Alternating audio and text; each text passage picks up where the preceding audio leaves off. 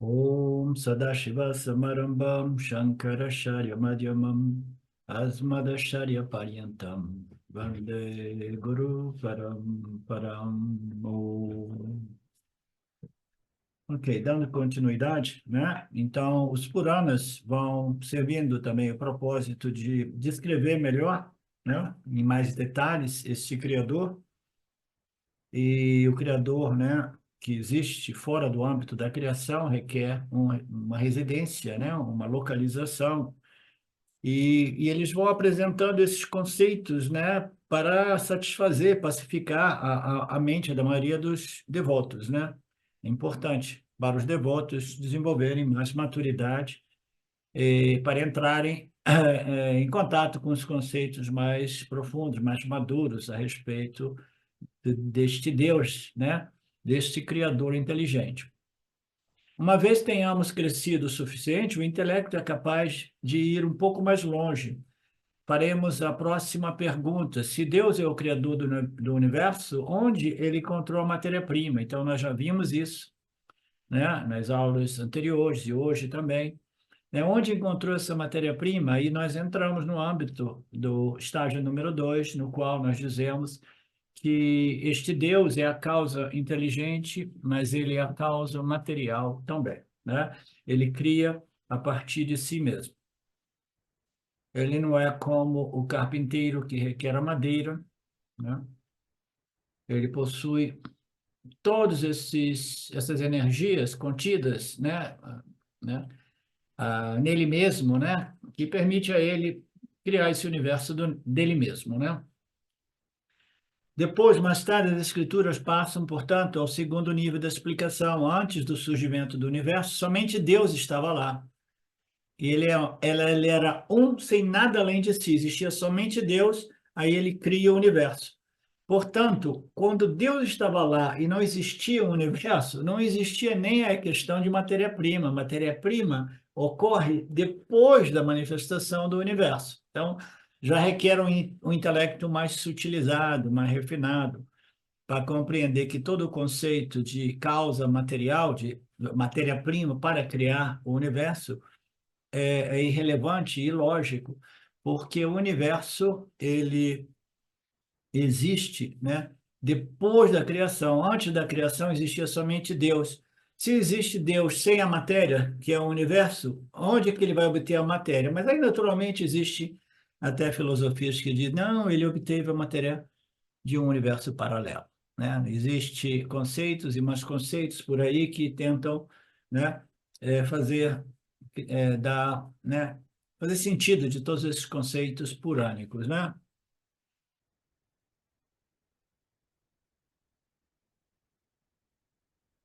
Portanto, não existe matéria-prima, né? Porque existe somente Deus. Existem dois princípios operando nesta ordem, né? Mítia. Um é matéria e o outro é espírito. Um é Deus e o outro é matéria. Quando existe Deus sem a matéria, onde é que ele vai obter matéria para produzir este universo? Então, não existe matéria fora de Deus. Na verdade, não se trata de fora ou dentro, né? Porque o conceito de fora ou dentro surge somente após o aparecimento do elemento espaço, e o espaço ocorre, o espaço também é matéria sutil. O espaço nos permite dizer o espaço dentro, né, da moringa de argila e o espaço fora, né? Então, o espaço a gente sabe que ele é todo pervasivo, mas ele existe dentro do âmbito da criação. Não existe criação sem o espaço. Qualquer manifestação requer este princípio, né, que acomoda, que recebe esta projeção, chamado espaço, né? Então, não existe, o espaço surge depois da manifestação. Estamos falando de uma situação que, mesmo antes de surgir o conceito de espaço, né, já existia. É a causa inteligente deste Criador, né? Que não requer nenhuma matéria-prima, né? Não pode haver uma criação sem espaço. E, portanto, onde está a questão de uma matéria-prima fora de Deus, como se existisse dentro de Deus? Não.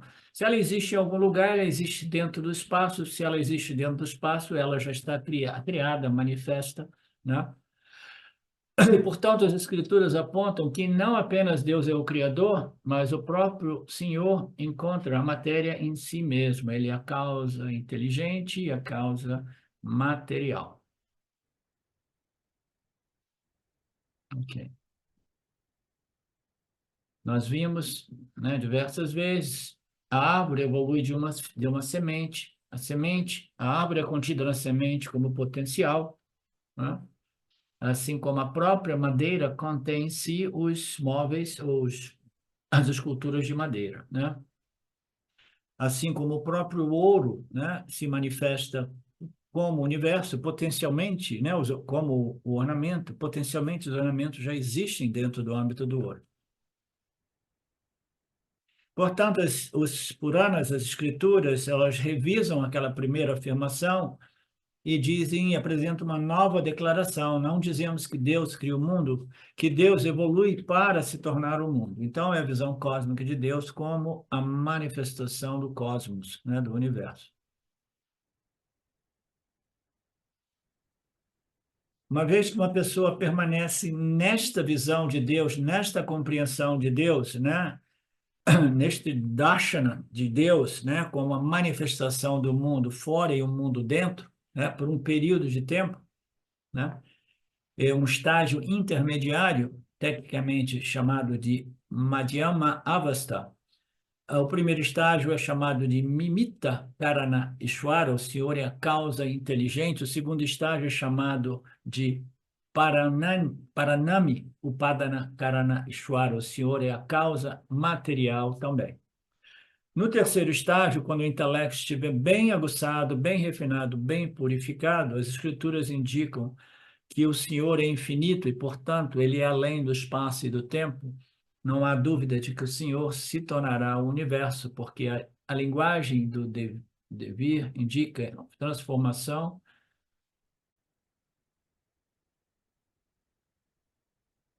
visto que Deus é além do espaço e tempo, não há possibilidade do Senhor se transformar no universo. Então, o que acontece?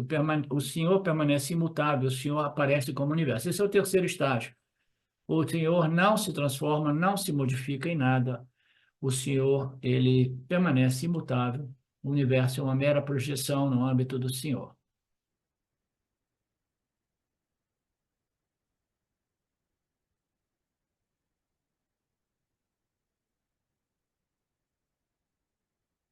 Então, ele é o único Deus presente em muitas formas, apesar de não ter nascido, continua a nascer de diversas formas. O Senhor aparece como o mundo, assim como nós, no momento do sonho, continuamos a permanecer como o desperto, né? A gente permanece, nosso corpo físico permanece na cama, mas o nosso corpo dos sonhos aparece a partir deste corpo do desperto, né? No momento do sonho, nós continuamos existindo como o desperto, mas no sonho nossa mente se transforma. É como se o Vishwa se transformasse, ou aparecesse como o quê? O Taijasa, o sonhador. O tempo do sonho, o espaço do sonho, o objeto do sonho, a transação do sonho, os pesadelos, tudo isso que ocorre no âmbito do sonho, né? É o próprio desperto, né? Que aparentemente se transformou no sonhador. E dentro do sonho, os objetos e as experiências do sonhador parecem reais, como nós já determinamos, que há uma determinação importante, porque dentro do âmbito daquela ordem ou subordem de realidade, né, a experiência daqueles objetos é vista como real. Nesta ordem do desperto, tudo que a gente experimenta também é visto como real, né? E o paralelo está ali para quem puder compreender, né? Se o desperto, né, o acordado, realmente se transformasse no sonhador, ele não poderia retornar para o estado do desperto, é simplesmente uma transformação aparente, ele se transforma, né, no desperto, aparentemente, mas é uma transformação efetiva, real, literal? Não, porque o desperto permanece intacto ali, deitado na cama, e quando ele desperta, ele diz assim, não, era somente um sonho, né? O desperto permanece imperturbado, sonhando, deitado na cama.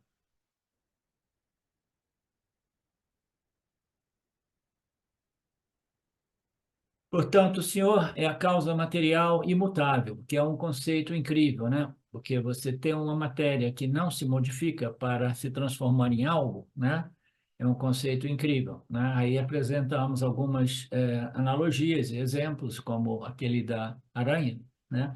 Então, ele se transforma, né? A aranha se transforma no seu universo, que é a teia de aranha, né? Mas a aranha permanece imutável. Então, este Criador, sendo a causa material também, ele projeta esse universo físico material, mas ele mesmo permanece imutável, né? Portanto, são os três níveis. O Deus cria o mundo, o Deus se torna este mundo sem se modificar, né? Na medida que ele se torna um mundo, do mesmo modo que o desperto não se modifica na medida que ele se torna o sonhador. Aí no terceiro nível, né? Nível estágio, Deus aparece como mundo, né? Ele não se torna um mundo, ele surge aparentemente como o universo. Desses três níveis, Krishna tem discutido principalmente o segundo nível, que é o nível do Karma Yoga. O Senhor diz que eu sou a causa do universo e, portanto, eu mesmo projeto o universo a partir de mim mesmo. Eu não evoluo, eu não me modifico para me tornar o universo, mas eu me transformo no universo, né?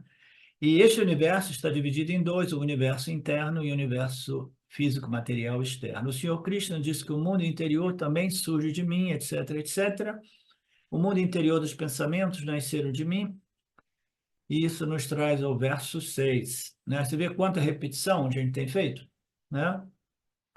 Essas repetições, às vezes, eu considero elas excessivas para nós, tá? Mas como nós estamos sem material, né? Eu acho que eu vou fazer uma publicação para ver se nós encontramos ajuda no processo dessas traduções.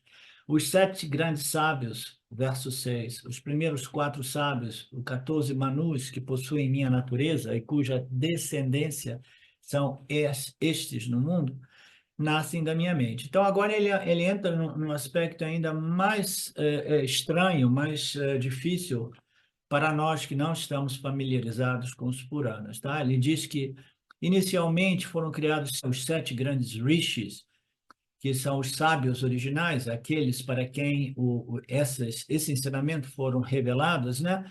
Então Deus criou os rishis para que os rishis pudessem receber esses ensinamentos.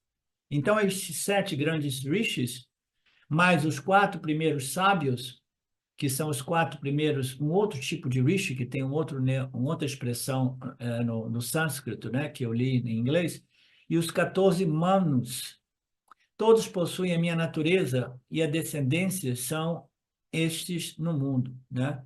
Cuja descendência são esses no mundo. Nascem todos da minha própria mente, né? Então, aqui ele entra nas descrições, né, ainda mais purânicas a respeito de como esse universo foi criado. Na religião cristã, dizem que Deus chegou aqui 2.500 anos atrás e simplesmente trabalhou, criou tudo. Eles não dão muita explicação de como foi criado esse mundo e descansou no domingo, não é assim? Alguma coisa assim. E ninguém faz pergunta porque é um nível de exposição bem mais rudimentar, né? Mas numa cultura védica, que as pessoas querem respostas mais convincentes, né? Aí as escrituras têm que dizer como começou tudo isso, né? Tinha Deus, aí ele criou os rishis, aos rishis foram transmitidos esses ensinamentos, e aí ele vai explicar aqui que existem os rishis, né? Existem aqueles outros sete sábios, né? E bem como os Sanakadis Rishis, ok? Os Sanakadis Rishis são os outros sábios. Os Sapta Rishis são esses sete sábios, sete Rishis e os quatro Rishis, né? E aí a escritura, né, purânica vai explicando em detalhe, dizendo que esses ensinamentos foram revelados inicialmente para os Sapta Rishis, ok? Só que ocorreu que esses rishis eram pessoas que a ideia do Criador é esses rishis são pessoas do mundo, né? Eu vou revelar todos os ensinamentos para eles e aí eu quero que eles desenvolvam a nossa sampradaya. Eles têm que propagar esses ensinamentos, né, que foram revelados por mim para essas criaturas que também surgiram de mim com intelectos inquiritivos, né, inquiridores ou como seja, contemplativos, e que eles criem este processo do Paramparam, passando esses ensinamentos para a minha gente, meu povo, né? Mas o que ocorre é que, segundo o Swami Ji, as escrituras purânicas dizem que, ou védicas dizem que os Saptarishis, eles receberam tudo isso e eles imediatamente eles quiseram renunciar a tudo, não queriam mais viver no mundo. E eles foram para a floresta e se tornaram sannyasis, entendeu? Eles não querem participar do mundo. Quando eles descobriram, né, receberam essas revelações a respeito de Deus, eles falaram assim, eu estou fora, não vou fazer parte deste mundo, né? E aí Deus ficou meio bravo e falou assim, pô, eu queria pessoas engajadas no mundo, eu queria grihastas propagando esses ensinamentos e o pessoal está saindo fora, indo para as florestas, né, para ficar lá vivendo em profunda união ou contemplação sobre a natureza deles como idêntica a Deus, né? Aí ele teve que criar outros rishis, né, que foram os rishis do caminho da reclusão, dizendo assim, ó, vocês sim são sannyasis, mas esses outros rishis, vocês permaneçam no mundo, porque eu preciso que a minha sampradaya se desenvolva no mundo também, tá? Então, isso aqui é um ponto interessante, porque a nossa sampradaya, existe diversos textos que foram desenvolvidos, escritos ou ensinados por gurus que eram grihastas, eram pessoas do mundo, pessoas de família, de negócios, tá? Eram pessoas que não eram sannyasis, que não se precisaram da reclusão, não precisaram de se isolar. Então, existem diversos textos nossos que foram apresentados, ensinados, desenvolvidos, né? Desdobrados por escritos, né? Por gurus que vinham dessa tradição de grihastas. Aí, do mesmo modo, existe a tradição nossa que vem dos sannyasis, aqueles que vivem em reclusão, mas que ainda assim têm os seus gurukulas, os seus ashramas nos dias de hoje, e ensinam para os seus discípulos, que também são sannyasis, que também buscaram a reclusão. A ideia é que esses sannyasis, eles devem ensinar não somente para os outros sannyasis, mas precisam disponibilizar esses ensinamentos também para os grihastas. Nos dias de hoje é assim. Swamiji, ele disponibiliza esses ensinamentos para os grihastas lá em Chennai, né? Naturalmente aparecem sempre alguns sannyasis também. Mas essa é a ideia. Então, ele acabou criando outros rishis para representar a linhagem dos sannyasis, dos renunciantes, e no final viravam 4 para 7, 11, né? Então, aí ele começa a descrever os nomes de tudo isso, etc, etc. Eu não tenho familiaridade, isso é absolutamente a, a estrutura métrica de tudo isso, né? Isso é irrelevante no que tange a autoinvestigação. A gente precisa lembrar que isso aqui ele serve dentro de um contexto de devotos ainda mais no nível um, entendeu? No nível um, no máximo no nível 2, né, da compreensão da natureza de Deus, né? Então, se uma pessoa tem uma compreensão a nível 2 que acha que o Deus criou o mundo a partir de si mesmo e ele também é a causa material, então ele se torna o mundo, né, sem observar a contradição de que a real natureza de Deus é nirguna e, portanto, ela não é suscetível a nenhuma modificação, porque é um princípio sem nada além de si, nem significa que não existe nenhuma qualidade que permita mudança ou modificação. A pessoa que não chegou nesse nível de compreensão da natureza da realidade, ela vai dizer, ok, então tudo bem. Então vamos compreender aqui como é que Deus criou este mundo, né? Porque nos Vedas, né, as pessoas querem realmente respostas mais né, convincentes, né? Como os devatas, como os deuses foram criados, etc. Ah, existem até outras versões, né? A versão do Brigham, Maritim, né? Eu não sei como é que o Marcelo conseguiu fazer essa tradução, eu deve ter dado uma dor de cabeça para ele enorme, mas ele é muito dedicado, ele fez essa tradução que não serve muito para a gente, né? A ideia aqui é que Deus criou os seres inicialmente, e ele criou os seres que pudessem propagar os ensinamentos, e tudo isso aparece. E ele dividiu as sampradaya de sannyasi, de grihastas, tudo isso é somente a glória deste Senhor, desse Deus. E fala que Vishnu, aqui aparece Vishnu, dependendo do Purana, o Deus principal, o símbolo de Deus pode ser Krishna, pode ser Vishnu, imagino existam outros também, possivelmente. Então, aqui na nossa linguagem, é Ishwara, Saguna Ishwara, né? Não, Nirguna Ishwara, que é a representação de Vishnu, representado por Vishnu aqui, né? Ele passou o trabalho para Saguna Ishwara, e diz assim, olha aqui, você agora, né? Você desenvolve o resto da criação, tá? Eu criei simplesmente os rishis e os ensinamentos. Eu fiz você, você é a inteligência suprema, você é o meu primeiro discípulo. Eu download, né? Eu baixei em você todo o conhecimento, passado, presente e futuro. E agora você, com a ajuda das forças e energias de Maya, você complete esta criação, né?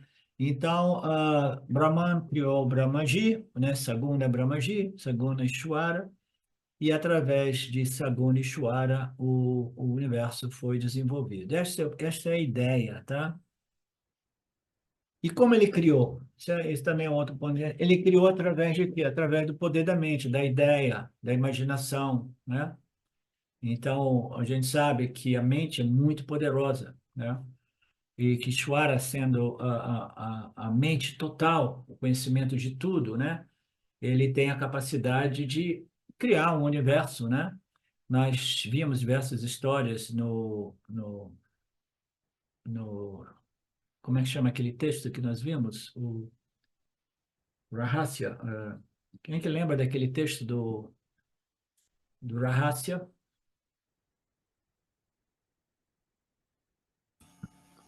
Tripura. Do Tripura. Thank you, Silvia. Eu não dormi bem hoje, minha mente está minha memória está mais fraca também hoje. Então, no Tripura, nós vimos um relato muito bacana de um desses yogis, né, com poderes siddhis, né, que criou um universo dentro de uma montanha. Né? Criou como? Através da imaginação do yoga, que é referido aqui como yoga, um poder mental que projeta um universo. Então, imagine, né, Brahmaji, o Ishvara, que é o conhecimento total, a yoga absoluta, ele cria o universo como? Através, através da imaginação ou da força da mente, né? Ou mais ou menos, do desejo, né? Da imaginação. Sankalpa é a palavra para definir este poder mental, né? De Ishvara, né? Por meio de mero sankalpa, poder da imaginação, do desejo, né? É possível criar tudo, e aí parece uma coisa meio abstrata e impossível, mas aí, de novo, né, os ensinamentos dizem assim, você consegue, sem saber fazer como, mas você sabe que através da sua mente é projetado o mundo dos sonhos, né, que é uma realidade aparente criada de pura imaginação, puro desejo obstruído, ou desejos e medos latentes na sua mente, é projetado. Então, isso é um fenômeno que já devidamente conhecido por todos nós, né? Nós fazemos isso regularmente e não diga que o sonho é uma coisa absolutamente real. Vedanta dirá que este mundo é irreal. Também este mundo do desperto também é real, tal qual o mundo do sonho parece ser irreal do ponto de vista do desperto, Vedanta dirá que, do ponto de vista de Turiya, do ponto de vista da consciência, este mundo do desperto, do estado de vigília, também é irreal. Portanto, tenhamos cuidado, né, ao dizer que o mundo dos sonhos é uma mera ilusão, mas é ilusão do ponto de vista do desperto, né? Então, mesmo que o indivíduo desperto, né, se torne um yoni, o mundo do desperto, ele permanece, né, disponível, persistentemente disponível, e nós precisamos de interagir neste mundo físico-material, né, com responsabilidade. Então, isso tudo para dizer que Brahmaji criou os 7 primeiros rishis e, através de desejo, somente visualização ou imaginação, ele projetou tudo isso.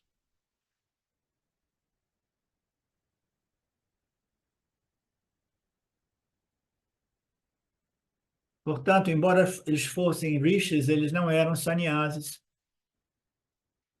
Aqui é interessante, isso aqui a gente pode falar alguma coisa. E não apenas esses sapta rishis, né, representam o grihasta, linhagens sucessivas do chefe de família, ou pravriti, marga, caminho de desfrute através das ações dhármicas, bonito, né? São sábios que vivem no mundo e que desfrutam do mundo em observação das leis de Deus, de Saguna Deus, observação das ações, observações e ações dhármicas, né?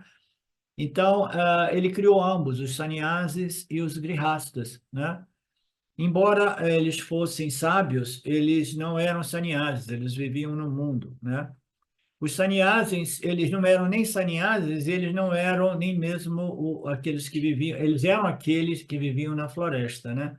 Que significa que existem aqueles ashramas, né, do infante, né, infantil, né, do infante, da criança, do rapazinho, da criancinha, né, que vai crescendo, estudando, se preparando para uma vida adulta, né, e no segundo estágio ele se torna um grihasta, depois dele ter servido à sociedade, ele se torna um renunciante, mas não é o sannyasi. É o terceiro estágio que ele simplesmente ele se afasta dos papéis sociais, mas permanece ainda enganjado, e aqui eles dizem, ele vai para a floresta, mas ele não se torna um sannyasi. Mais tarde, no quarto estágio, é que ele se tornaria um sannyasi. Então, ele mesmo se reclusando, saindo um pouco assim, a tradição diz, eles iriam até mesmo, saíam da sociedade, delegavam tudo e levavam a esposa, os filhos, né? E quisessem para viver uma vida de estudo e meditação e contemplação, são os ashramas, os estágios, né? Brahmaji, quando criou tudo isso, ele criou os primeiros, os rishis, e depois ele viu, não, eu vou ter que criar 2 tipos de rishis, porque eu quero que a minha sampradaya permaneça viva também no mundo, no mundo da interação, no mundo, né, dos grihastas, né? Então, por que Brahmaji criou os 7 rishis? 4 rishis poderiam ter sido mais do que suficientes. A razão é que Brahmaji criou os 4 rishis e ele estava com expectativas que esses 4 rishis se casassem e tivessem filhos, de modo que os ensinamentos permanecessem passando de pai para filho, de pai para filho. Eles teriam melhor protegidos se os ensinamentos estivessem na mente daqueles, no intelecto daqueles, tivesse sido absorvido por aqueles que produziam filhos. Entendeu? Agora, se você passa esses ensinamentos para os sannyasis que não produzem filhos, os ensinamentos podem morrer. Então, inicialmente, Brahmaji falou assim, não, não tem jeito. Eu estou muito bravo, muito, né, bravo, né? Porque eu queria que a intenção é que esses ensinamentos fossem propagados de pai para filho, né? No âmbito do núcleo da família, né? Eles partiram para a renúncia total e não quiseram saber mais de mais nada, nem de formar família e procriar. Então, este é o problema que Brahmaji encontrou, e aí o Swami diz, e muitas famílias no dia de hoje também encontram esse mesmo problema. Elas têm filhos, elas têm expectativas dos seus filhos, né? E os filhos, de vez em quando, eles querem abandonar o mundo para se tornar um sannyasi. E o Swami, ele tem experiência direta deste problema, porque as famílias, elas ficam muito chateadas, entendeu? Elas tinham a expectativa que os filhos tivessem sucesso nesse mundo, e os filhos, ao invés, eles se tornam sannyasis. Swami diz que Brahmaji teve um problema deste tipo, parecido, porque ele queria que os seus sábios, seus rishis, né, estivessem no mundo casando, tendo filhos e propagando esses ensinamentos dentro do âmbito familiar, e aí eles foram, se tornaram sannyasis, né? Então ele ficou bravo e ele criou uma outra, esses outros sete, né? Sete sábios diz, vocês e somente vocês irão seguir o caminho da reclusão, os outros eu quero no mundo, né? Eu quero os meus grihastas propagando também esses ensinamentos. E isso me diz que é muito comum nos dias de hoje na Índia, as pessoas, as famílias ficam muito chateadas quando um filho, né, decide de ir para a floresta. Vê os paralelos, os exemplos de Swamiji, né, dizer assim, ó, Brahmaji também queria que eles permanecessem engajados no mundo, né, como grihasta, e eles foram para a floresta depois de receber esses ensinamentos. Então, uma família indiana está lá, nasceram os filhos já nascem com uma vassana religiosa, espiritual, vedântica. Aí, muito precocemente, eles veem que o mundo não é para eles se interessam por esse conhecimento supremo, esse conhecimento libertador, e eles não querem assumir as posições que os pais projetaram para eles querem partir para o caminho da reclusão, nos ashras para estudar as escrituras, né? Então, os pais permanecem um pouco chateados, né? Decepcionados, bravos, né? Professor, Sim, eu poderia dizer então que quando a gente recebe esses ensinamentos, no fim das contas, é importante esse compartilhar de todos que receberam para poder dar continuidade a isso, não ficando só para si esses conhecimentos. naturalmente. Esse é o conceito, né, Betânia? A ideia do param é essa mesmo. Como eu costumava dizer nos velhos tempos, é passar adiante, senão vira elefante, né? Chora, fica bravo e, né, transforma o ser humano que não passou adiante num elefante, né? Mas deixando a parte da brincadeira, é isso que produz, que cria, né? Que constitui aquilo que nós chamamos a nossa sampradaya paramparam, que passa de professor para estudante, estudante depois vai passando, aí ele acaba sendo visto como um professor, é indispensável, sim. Mas que não seja realmente uma coisa indispensável no processo de cada um de nós, porque tem pessoas que não se sentem mesmo de compartilhar esses ensinamentos por qualquer que seja o motivo, não deve ser, não precisa ser uma condição obrigatória, entendeu? Não é que neste processo você tem que compartilhar os ensinamentos, não. É uma tendência que ocorre para algumas pessoas, não é compulsório, tá? Mas para as pessoas mais inclinadas, né, é importante que a gente siga esse movimento, que é um desejo de compartilhar, né, mesmo às vezes sabendo que existem alguns riscos, né, do ego, né, ficar um pouco meio perdido, mas isso é natural, desde que estejamos associados com os nossos próprios professores, as escrituras, nós estaremos protegidos desta possível cilada. Então, ele vai falando, apresentando, né, tantos termos, tantos nomes, né? Você obterá um mantra, Avanti mantra ritual do início dos estudos Vedas. Então, tem um monte de coisa aqui que eu não consigo nem mesmo desdobrar, porque eu não tenho familiarização. Aí pior ainda mais quando ele começa a colocar tudo isso dentro de uma escala de tempo.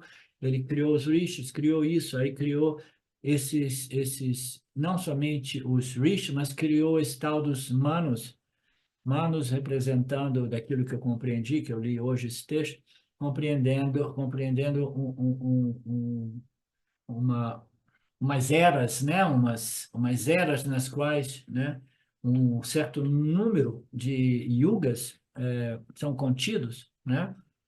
É como se fosse não é bem assim, é uma civilização, né? Mas não é nem a civilização, é uma era, uma coisa muito mais ampla, né? Então ele criou tudo isso. Esse é o conceito, tá? Ele foi criando. Aqui o Swami, ele apresenta alguns conceitos sobre os yugas, né?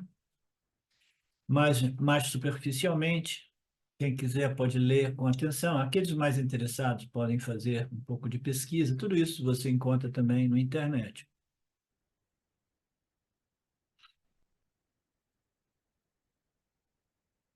Aí ele disse que ele criou o humano é man, o homem. A palavra homem veio de mano, né?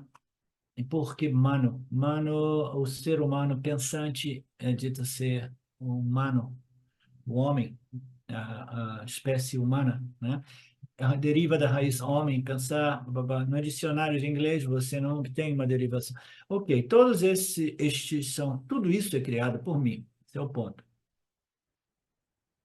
E eles nascem deste poder, do poder do Sankalpa, da imaginação, do desejo, da criação, né? Então, essa tudo é uma explicação dentro do âmbito do segundo nível, tá? A vontade de Deus, Deus criou isso. Para que Deus criou isso? Isso aí já é um outro tema ainda mais difícil, né? Para que Deus criou este universo? As pessoas conseguem abordar isso, eu creio que mais no nível 3, né?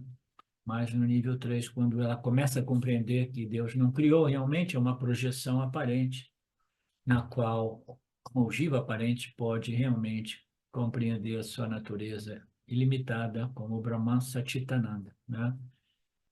E muitas coisas que não existe explicação, o intelecto humano não consegue compreender, jamais irá compreender o poder de Maya e o propósito por trás desta projeção aparente, como vocês já me ouviram dizer, né? E o Swami também.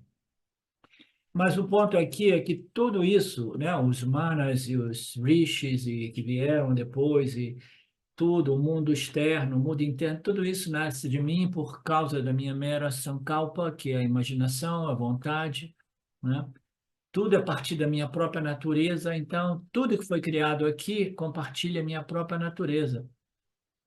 A natureza do inteiro universo, do inteiro cosmos, que inclui os jivas e os jivas humanos, todos, fundamentalmente, possuem a natureza de Brahman, que é Satchitananda, natureza Satchitananda Svarupa. Tudo que existe aqui, o ponto de toda essa descrição, é para citar, né? Esse é no nível mais profundo, que tudo aqui é de natureza Satchitananda. Aí a gente já está entrando um pouco no âmbito do estágio 3, né?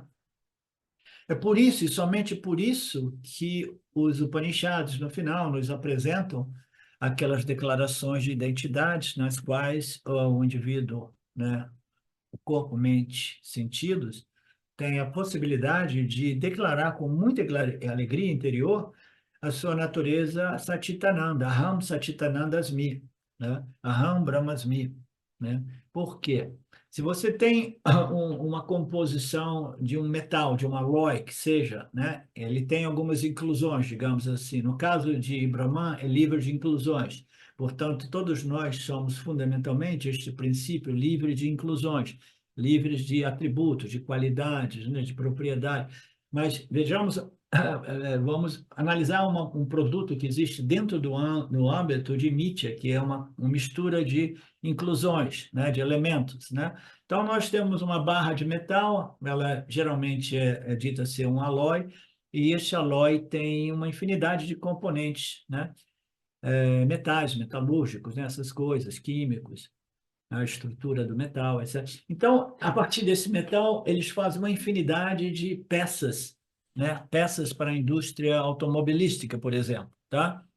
Então, o que é comum a todas essas peças que foram distribuídas na indústria automobilística? É aquela natureza daquela composição, daquele metal, daquela barra original. De uma barra original, você pode produzir uma infinidade de namarupas, mas todas elas vão ter aquela mesma composição, aquela mesma natureza.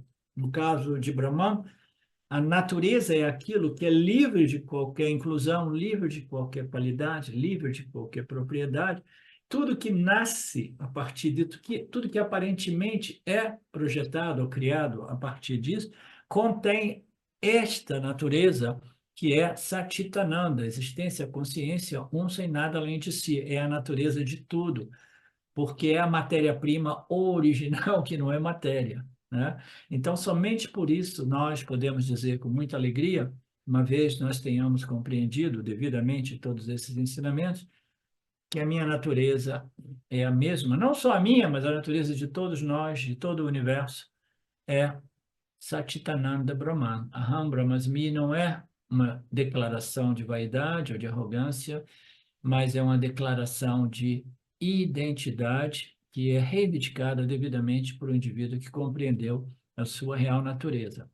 É como se cada um de nós fôssemos uma centelha, cuja natureza é o fogo, né?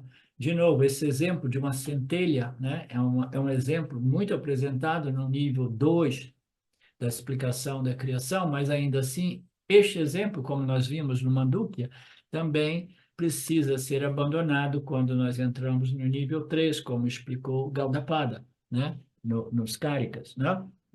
Porque Deus, ele não é uma totalidade, ele não se transforma em centelha nenhum, entendeu? Os padrões são meras aparências. Quando a gente pega um incenso, a gente acende o incenso no meio da noite, fecha o quarto, de frente a um espelho, você fica fazendo padrões diferentes, você vai criar configurações diferentes, né? Aí esses exemplos são dados, é como uma ponta, uma centelhazinha que você move e vai criando configurações. Então, Deus é mais ou menos como isso. Então, os ensinamentos finais dizem que essas configurações são meras aparências, tá? E que essas variedades de namarupas, de configurações a partir dos gunas, são igualmente meras aparências, tá? Eu estou tentando botar em perspectiva esses ensinamentos para vocês compreenderem o que se refere ao nível 2 e o que se refere ao número 3. A gente esteve mais no número 1, no estágio 1, agora a gente está falando um pouco mais do nível 2.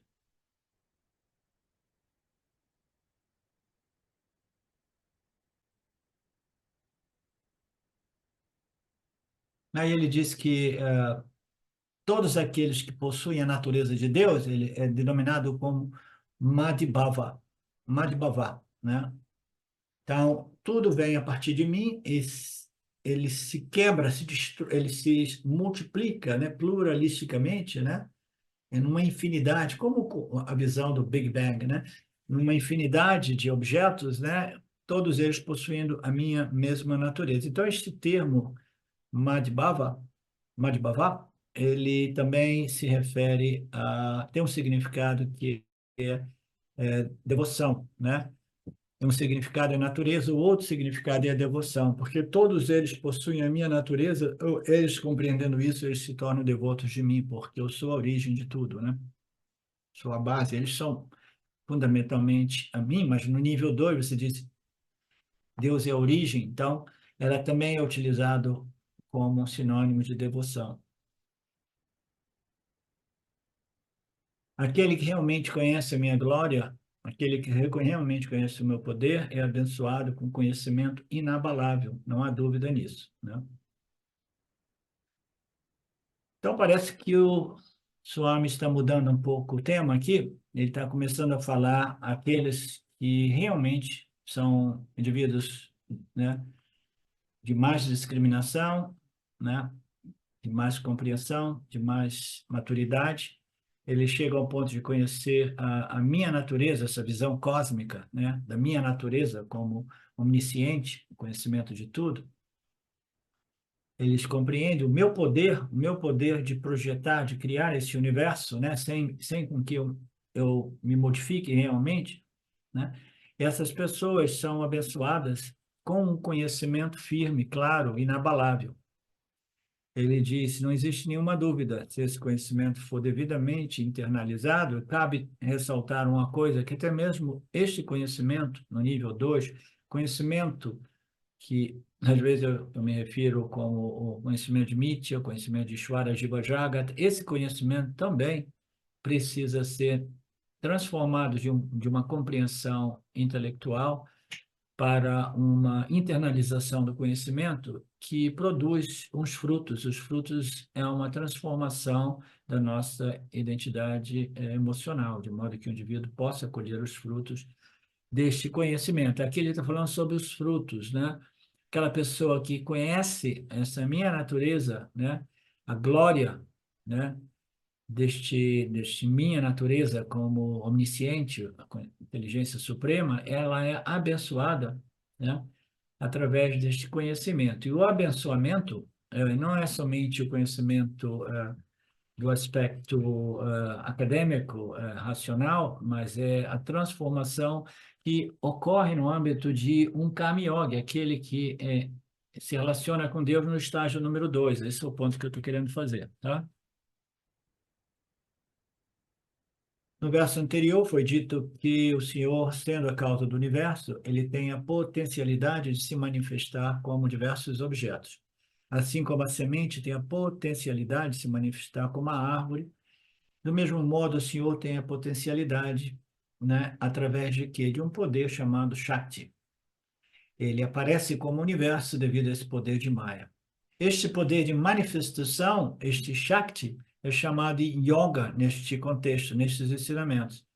É chamada de Yoga Shakti, mas ela mais comumente é chamada de Maya Shakti nos nossos textos, tá? Aqui ele vai usar um outro termo para exprimir o mesmo conceito. Deus existe e através de um determinado poder, chamado de Maya Shakti, este universo ocorre, né? Ele é projetado, ou esse princípio, né, a causa, evolui para se tornar o universo. No terceiro estágio, a gente diz, mas não é bem assim, porque o universo é somente tal qual uma miragem, né? O poder de se manifestar como universo é chamado de Maya Shakti ou Yoga Shakti. Assim, o Senhor obteve esse poder através do Maya. Então, qual é a definição de Maya? É o poder potencial.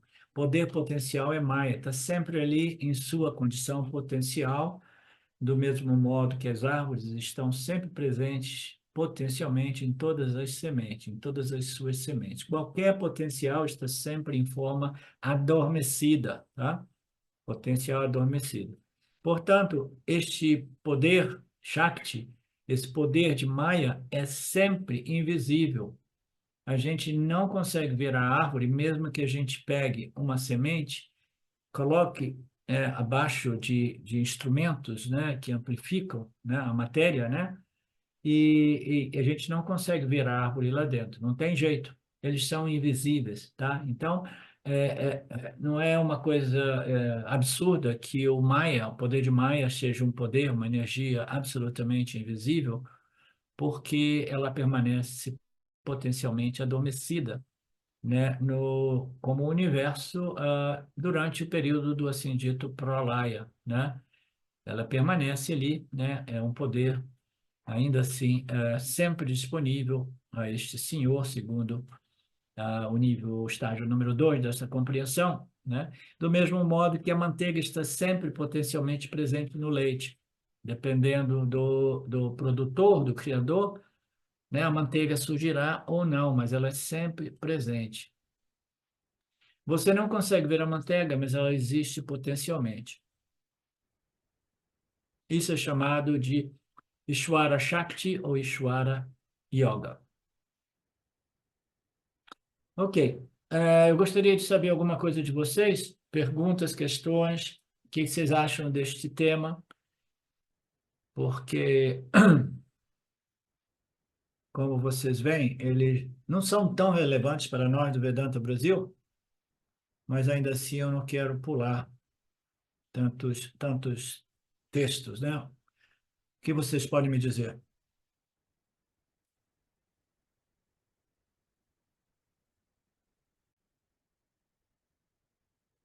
Que você acha, Alexandre?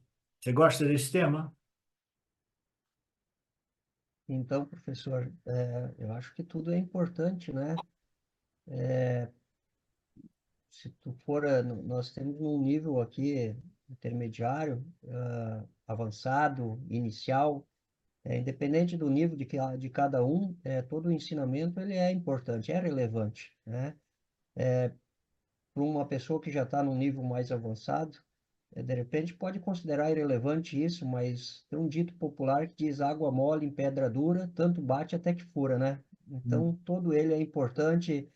E eu acho que quanto mais tu for pingando essa água nessa mente dura, né? E às vezes, o senhor disse uma vez algo que eu nunca vou esquecer, teve alguém que reclamou que tinha muitas aulas do Gita, né? Até que o professor perguntou quantas vezes o Gita passou por ele de fato, né? E não ele passou pelo Gita. Então, para mim é relevante, Ok. né? Para mim é importante. Eu acho que quanto mais minha mente estiver ouvindo esses ensinamentos, seja que ela considera irrelevante ou relevante, para mim é importante ouvi-los. Estar aqui para mim é importante. Sim, E sinto falta quando às vezes eu falto. sim. Então essa é a minha posição. Muito obrigado. Alguém mais, por favor?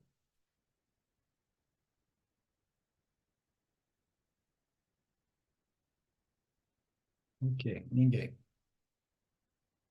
Om Purnamada Purnamidam Purnamudachyate Purnasya Purnamadaya Purnameva Vashishyate Om Shanti Shanti Shanti Om. Namastê.